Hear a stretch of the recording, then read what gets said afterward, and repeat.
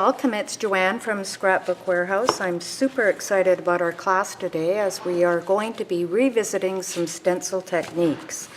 And these are the cards. I'll give you a quick peek at the cards we're going to do, the panels we're going to do for the cards today.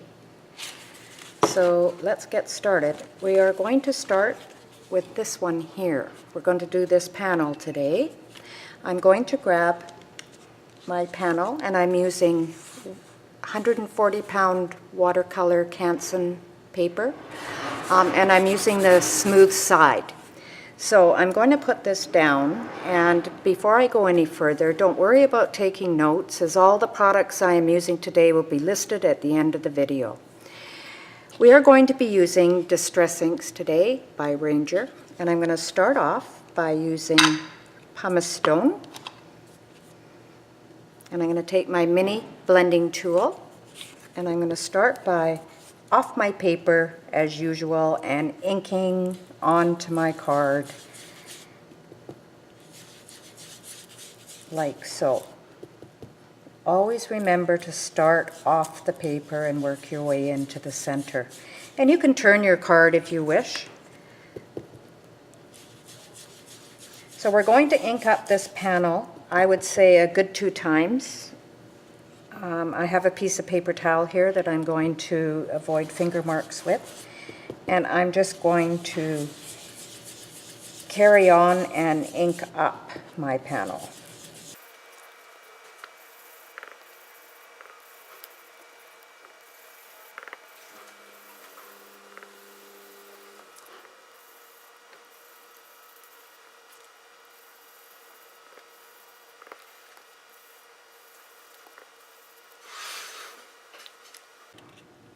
So once we've done that, and we have a good 2 layers of ink on this panel, because we're using Distress Inks, they are wet, so I will take my heat tool and I'm going to thoroughly dry this panel before we move on to the next step.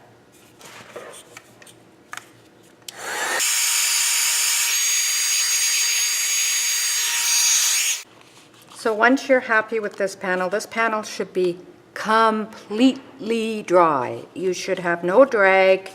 It's imperative as we are going to be using embossing powder. So this feels well dried to my touch, and now we'll move on to the next step. I'm going to start first by adding some repositionable tape on the back of the panel so I can attach it to my mat, and so it doesn't move on us. And we are then going to bring in our embossing buddy or your EK tool, whichever you want. And I am generously going to pounce over half the panel, and I want to be able to see the powder. So we're going to be super generous with this because we don't want any stray bits of embossing powder to move around. So once we've done that, we are going to take our stencil. These stencils are by Ranger. They're mini stencils. Love them. I love them because you don't have to worry about using a full-size stencil and masking off your paper. These mini stencils, you can use maybe 5, 4, 3, 2, 1, as many as you want in any small area on your panel. They're wonderful, easy to store, they're small, they're incredible. So we're going to be using a lot of the mini stencils today, and we're going to start off with this one. I'm going to set my stencil, figure out where you want to put it. I don't want it straight up and down for this one. I'm going to put it on an angle, like so. Now I want to talk about a product we're going to use today. We're going to use this throughout the whole video. This is Ranger Texture Paste Opaque Matte. Now this texture paste is an artist quality paste used for building dimensional texture through your stencils. I love it. It's like icing. You can color this with many water-based products such as your distress inks, your oxide inks, your re-inkers. You can use watercolor pens, etc. This is to die for. So I'm going to start by showing you. I'm going to take my palette knife. I'm going to take a wee bit and put it on my mat so that you can see here the beauty of this paste. It is absolutely fantastic. It will hold peaks if you want texture for your journal on a canvas. It's not heavy. It dries reasonably quickly. Anyway, it's fantastic paste. So for this card, I'm going to take it with my knife, and I put it on my mat, not only for you to see the consistency of it, but very often when I get halfway down in my jar, because we're scraping and putting the residue back into the jar, sometimes it dries around the lid. So I like to put it on my mat just to make sure there's no little hard bits in it. Okay, so now we have our stencil in place. We are going to pick up this on our palette knife, and we're going to run it over our stencil. So you're putting a fair amount of pressure to get it through the holes of the stencil. Now, you may think, oh, well, how thick should I put it on? Do I have to be thick? How thin do I put it? My experience and the rule of thumb I go by is always make sure you can see your stencil through your paste. It's a no-fail. I mean, you can see the stencil through the paste. You're looking through the holes.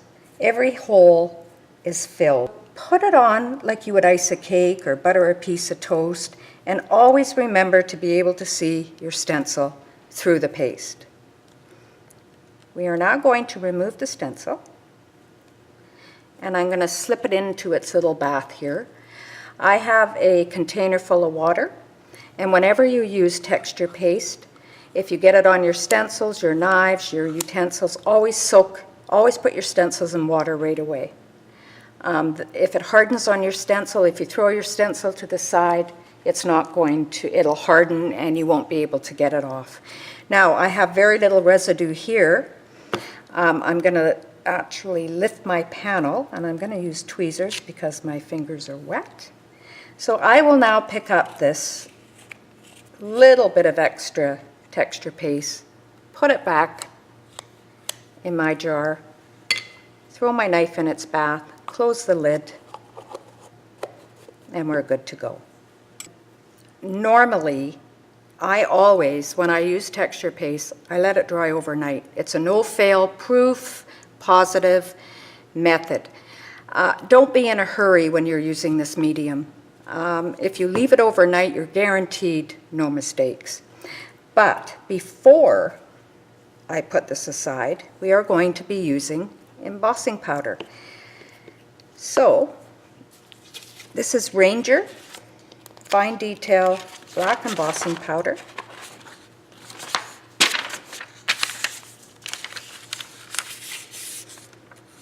And I'm generously going to sprinkle it over the textured area.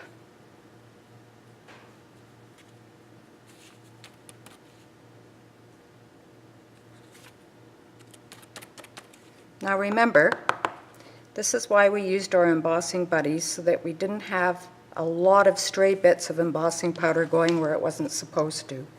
I always have a small brush beside me. I'm going to give it a good flick.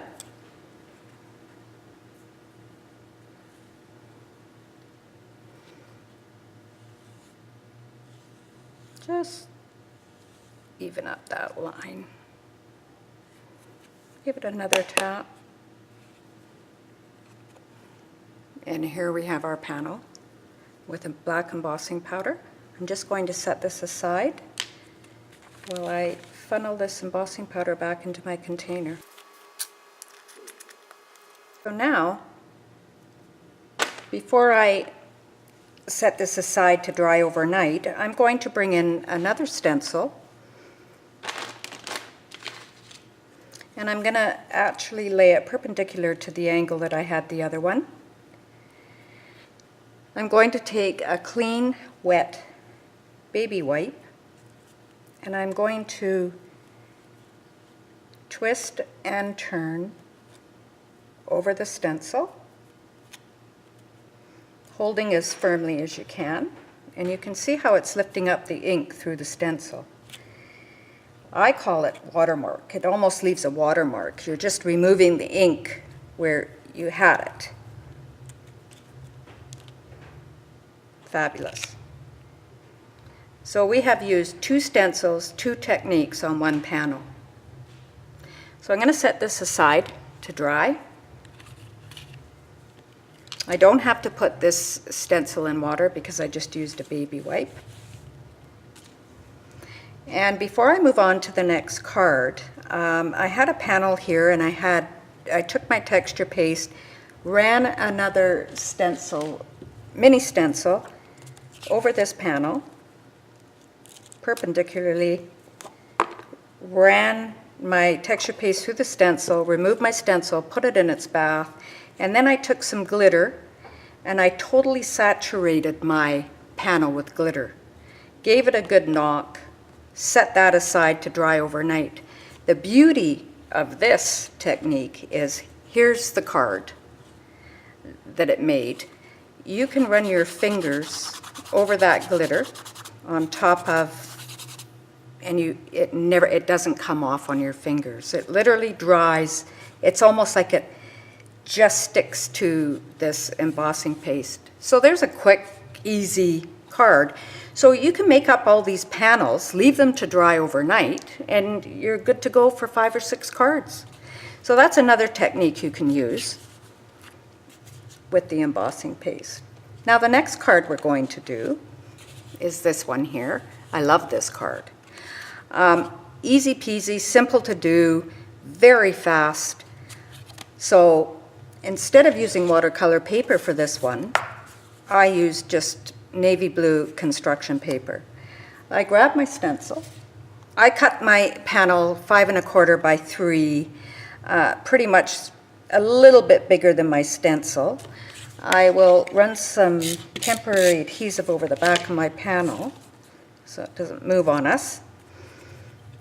I'm going to center my stencil on top of this panel, like so. And I will take my embossing paste. I'm going to take my palette knife. And if you want, if you're comfortable enough, you can just take your paste out of the jar and go directly to paper. Always keeping in mind that you want to be able to see your stencil through the paste. Making sure that you get this paste evenly, as even as you can, through that stencil. Like so. So you can still see the base of your stencil, where if you put it on too thick and you don't see the base of your stencil, you're going to run into some issues. It's going to be too thick and you won't be happy with your end result. I am now going to lift this panel, slip my stencil into its bath, clean off my knife into my jar,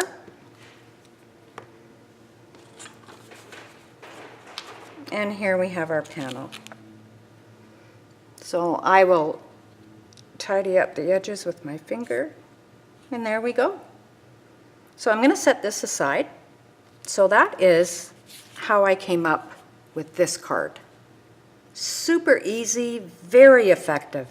And you can pick whatever color paper you want. Just strictly straight through the stencil, let it dry overnight, pick your sentiment, pick your background, and you've got a card ready to go.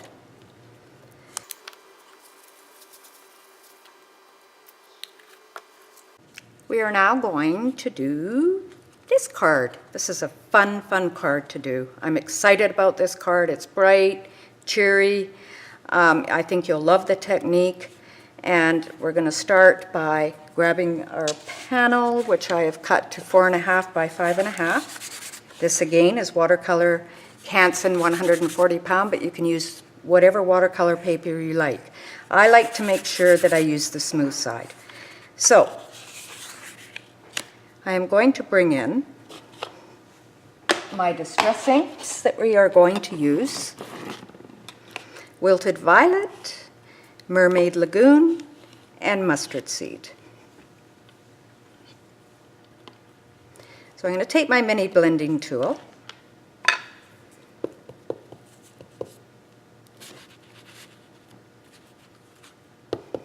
And I'm going to start, once again, off the paper, on the mat, onto the paper, and I'm going to blend a good portion of my left-hand corner with this Wilted Violet. You can make it as light or as intense as you want.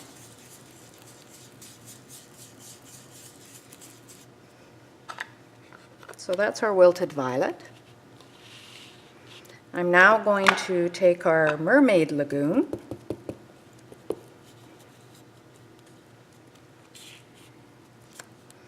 and I'm going to start up in this corner. I'm blending it in because these are wet. They blend beautifully. I'm going to blend it into a bit of that Wilted Violet. And I think I will go down into this corner and get some on that corner. So that's Mermaid Lagoon. Now we're going to fill in the blank here with our mustard seed. So I'll take my mini blending tool again and blend into the blue, blend into the purple. And when the yellow blends into this Mermaid Lagoon, it creates a wonderful sort of green citrusy color. Really super nice and bright. I love it. So you just blend away until you're happy with the intensity of your color. And you by no means have to follow this color rule. You can use whatever color of distress ink you like. So now we have this palette, this beautiful, colorful palette, and I'm going to take now, just to add some more interest, my mini mister. And I am just going to mist a couple of times. I'm going to take my paper towel and just dab off the extra moisture. And because I have used water on this panel and these inks are wet, I'm going to take my heat tool and dry this panel completely.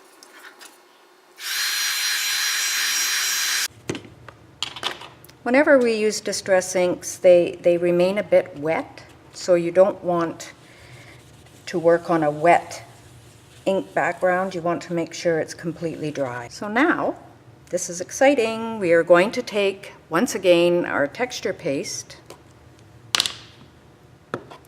We're going to take our Mermaid Lagoon Distress Ink and we're going to smush it on our mat. We are then going to take our palette knife, scoop out, 2 teaspoons of texture paste, and watch the magic happen. We're mixing it in with the distress ink, so we're coloring our texture paste. Look at this. This is amazing. Absolutely amazing. I love it. You could almost eat it. And you see the texture? It's just like icing. And one thing I want to tell you that I love about this product is that when you color this paste, you apply it to your panel, it dries true. It dries true to its color. It doesn't fade, it doesn't go darker, it doesn't go lighter. I mean, look at this. Isn't that yummy? Okay, so I'm going to grab my stencil, and this one, again, a mini stencil of kind of a flourish kind of design. And I think I'm going to put it on an angle. If you wish, you can put your repositionable tape on the back of your panel if you feel that it might move on you. But I'm just going to wing it and pick up my paste with my knife, and here we go, over the stencil. So it's like you're buttering toast or icing a cake. And you see what I mean when you can see the stencil even through the colored paste. That way you're guaranteed you haven't got your paste on too thick. You see how you can see the background of the stencil? But you're also filling in the holes of your stencil. You see what I mean? Take your time, relax, enjoy the process. You get wonderful results. So as you can see the background of the stencil. The areas of the stencil that I wanted to fill are full. I'm now going to lift off my panel, put it in its bath, and here we have a gorgeous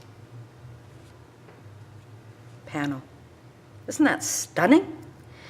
So once again, I'm going to set this aside with the rest of our work. It's going to dry overnight.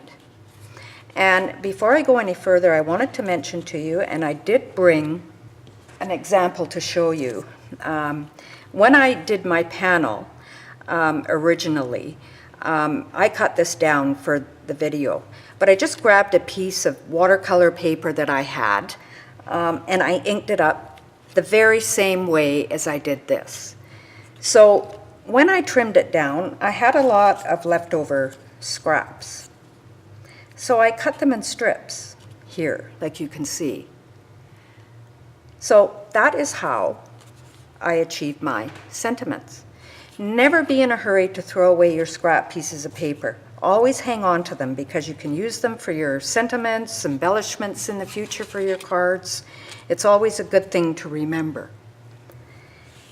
So I'm going to put the lid on my texture paste. And I just want to say thank you so much for joining us today. I hope you enjoyed this video, and I hope it really inspires you to be creative with your stencils, relax, have fun, and enjoy your Ranger products. This beautiful texture paste, I think you will love it. Thanks again.